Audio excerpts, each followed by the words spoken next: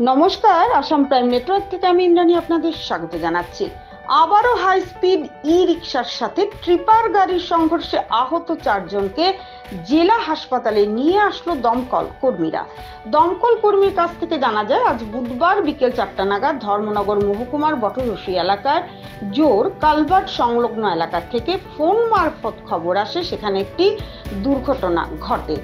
সাথে সাথে দমকল কর্মীরা ছুটে যায় ঘটনাস্থলে। সেখানে গিয়ে দমকল কর্মীরা জানতে পারে একটি ট্রিপার গাড়ির সাথে হাই স্পিড টুকটুক ই রিকশার সংঘর্ষ হয়।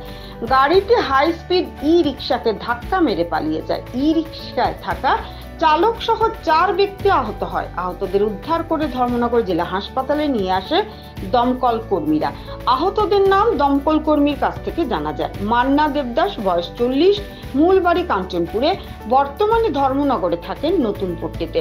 দীপেন্দ্র দেবনাথ, বয়স 60, বাড়ি কৈলা শহরে।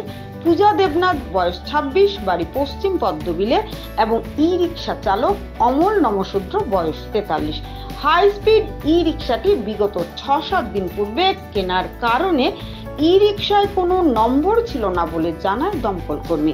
বর্তমানে আহতদের জেলা হাসপাতালে চিকিৎসা চলছে। ভানুচন্দ্রের রিপোর্ট, আসাম নেটওয়ার্ক। দু একজন পেশেন্টকে দেখলাম আনলেন হাসপাতালে। কি হয়েছিল এটা ঘটনাটা এবং কোন জায়গায়? এটা জোরকালপাট একটা টিপার গাড়ি একটা টুকটুক হাই স্পিড টুকটুকে মানে বাড়ি দিয়ে গেছে। আচ্ছা, টিপার গাড়ি তো পাওয়া গেছে না, টুকটুকের নাম্বার নাই, নতুন টুকটুক। ওই হাই স্পিড টুকটুক। হ্যাঁ হ্যাঁ, আচ্ছা, পিয়াগো কোম্পানি পিয়াগো। এর মধ্যে 6 জন ইনজুর্ড হয়েছে।